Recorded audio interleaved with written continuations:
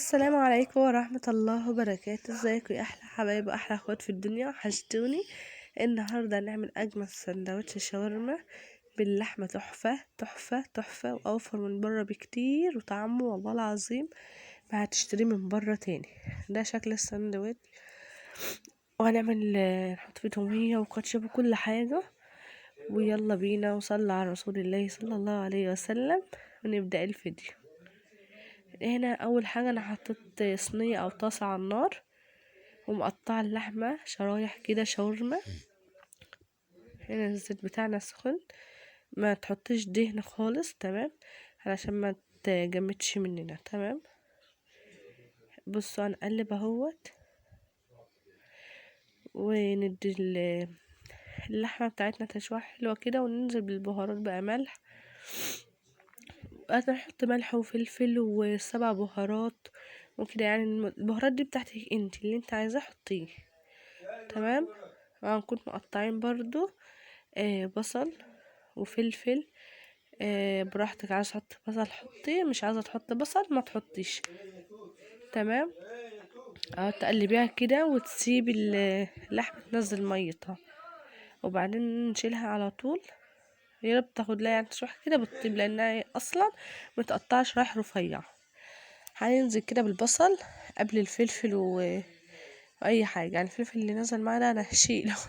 انت عايزه بقى سبايسي حطي الفلفل حراق، مش عايزه حطي شطه بارده او فلفل بارد براحتك. بس هننزل كده بالملح قصدي بالبصل عشان نديله تقليبه، لانه عايزينه يدبل شويه، لان الفلفل هيدبل بسرعه وهو لا.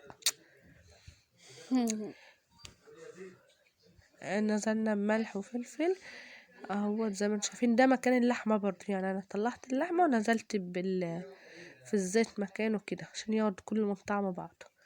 هتقولوا لي ما حطيتوش مع اللحمه ليه؟ مش هينفع، علشان ما يهريش اللحمه واللحمه تهري. تمام كده احسن، اهو زي ما انتم شايفين كده. بسم الله. ننزل بقى بالفلفل، ولو عندك فصين توم عايزه تحطي تمام، مش عايزه تحطي ما فيش اي مشاكل، اختياري مش اجباري. هنقلبه ونديله بقى كله تشويحه كده. لو عندك فلفل الوان اللي هو الرومي دوت برضو بيبقى جميل جدا. انا ما كانش عندي، فقطعت شطه خضراء على شطه حمراء كده، مديني ميكس جميل، شكله جميل يعني وكده. هنسيبهم كده ياخدوا بقى تشويحه حلوه مع بعض، ونكون مجهزين هنا حاجتنا. هنا يا جماعه انا كنت محضره التوميه بتاعتي، وكنت عندي جبنه في الفريزر هي الموزاريلا، بس كانت ساحت على بعضها، يعني قطع عندي وكده فساحت ما بقتش مبشوره، فكنت مطلعه عشان احط منها بس مش هتنفع. انا عملت الموزاريلا واللحمه هي، بس للاسف الشديد اللي انا كنت مستعجله ومقطعه البطاطس وحطها في ملح وخل وكده عشان تبقى مقرمشه شويه، ونسيتها خالص اللي انا اقليها، وعملت سندوتشات اصلا من غيرها.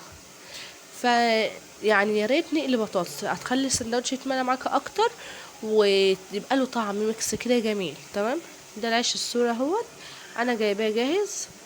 بصوا هو متطبق كده، شايفين؟ انا مش عايزه افتحه كله. هو تقولي للراجل بصي، بس الاحسن يعني ما تجيبيش من اللي هو الناس اللي هي بتعمله وتبيعه، يعني يكون محل بيعمل شاورما والحاجات دي وسندوتشات واشتري منه. تمام، بيبقى خفيف متطبق زي ما انت شايفين كده واحسن، لان انا جبته قبل كده من حد يعني بيعمله وبيبيعه، بس مش حلو، تخين خالص ومش حلو حتى في الطعم. بصوا هنفرده من تحت تومية كده، على قد ما تحط التومية بتخليه جميل جدا. احنا المفروض كنا حطينا بقى تومية وبعدين البطاطس واللحمة وكده. تمام، بما ان ما فيش بطاطس هنحط بقى اللحمة والحاجات دي. بصوا زي ما انتم شايفين كده. مكة طبعا جعانين وعايزة، احنا كنا بره اصلا، فده اسرع حاجة هنعمله. بصوا هنا الموزاريلا اللي عايزة اوريها لكم، هنا حطيت اهوت الفلفل واللحمة. لو بطاطس بقى كانت بقت جميلة جدا معاها. حط شوية فلفل كمان. بصوا هنا بحط الموزاريلا، لقيتها سايحه خالص ومش نافعه، يعني عايزه انا بقى ايه اقطع كده بايديا، مش هينفع اصلا تتحط. تمام. فاكتفيت بقى بالسندوتش دوت، مش هعمل في السندوتشات التانية. مش هحط.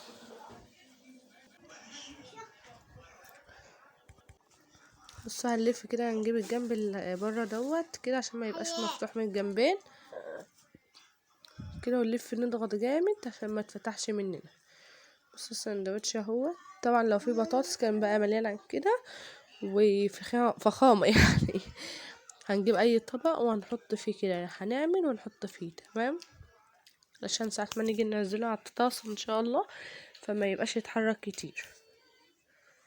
ولازم بقول لكم احنا نعمل اللحمه كده بنطيبها يعني في تشويحه وكده، هي اصلا ما بتاخدش 5 دقايق. تمام. مش عايزين نسيب فيها اي ميه خالص، ولا نحط البصل والطماطم فيها. البصل والفلفل ماشي عشان ما ينزلش ميه ويبقى فيها ميه وتبوش معانا الساندوتش ويبقى ايه مخرم كده ومقطع. هنعمل كام واحد برضه، انا بعمل معاك واحد تاني اهوت. هنفرد كده التومية، لو حد عايز طريقة التومية هسيبها لكم في صندوق الوصف تحت، او خش على القناة عندي هتلاقي اكتبي التومية هتظهر لك على طول. انا عاملاها بطريقة سهلة خالص ومش مكلفة واقتصادية جدا جدا. نحط كاتشب كده برضو، عندك مايونيز حطي، عندك خس من اللي هو الكوب دوت حطي. تمام.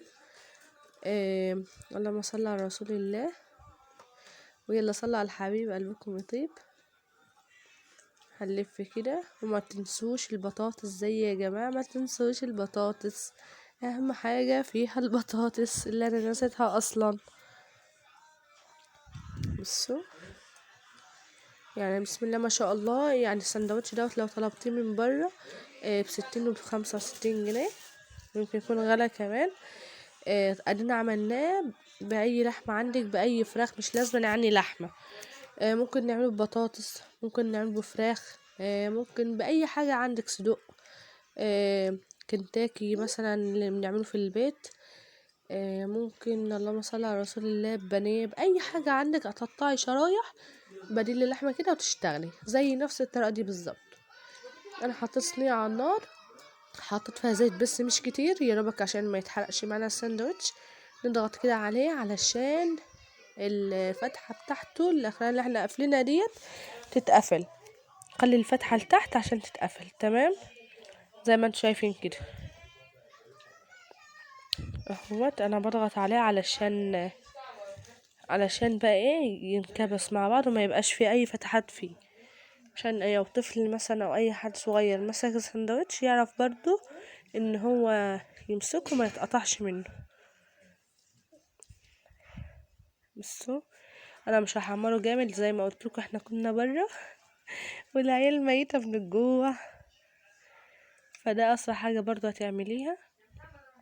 وينفع في اللانش بوكس برضو، جميل جدا لو تعمليه وتقطعي كام قطعة كده وتحطي للأطفال، هيبقى سهل عليهم في الأكل وفي المسكن، وحاجة برضو مغذية، يعني أحلى من الحاجات اللي احنا بنجيبها من بره بكتير جدا.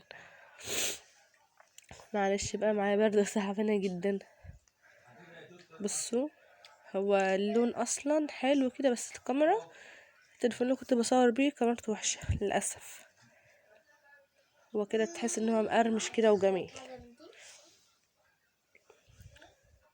حاولوا انت بتقلبي كده وكده تخلي بالك عشان ما يتفتحش منك، لو واحد يتفتح هيبوظ هيبهدلك الطاسه كلها. بصوا انا حمرتهم كلهم اهوت، مقرمش كده وجميل جدا وموفر جدا يا بنات عن بره، ونعمل حاجه يعني اطفالنا بتحبها وياكلها برضو في البيت. بصوا ده اهو، ده شكله من جوه تحفه، مع شيبسي بقى وبيبسي وطحينه مثلا، مخلات والحاجات دي بيبقى بص الله اكبر جميل جدا. نحط كاتشب كده عليه زي ما انتم شايفين كده. ويلا السلام عليكم ورحمه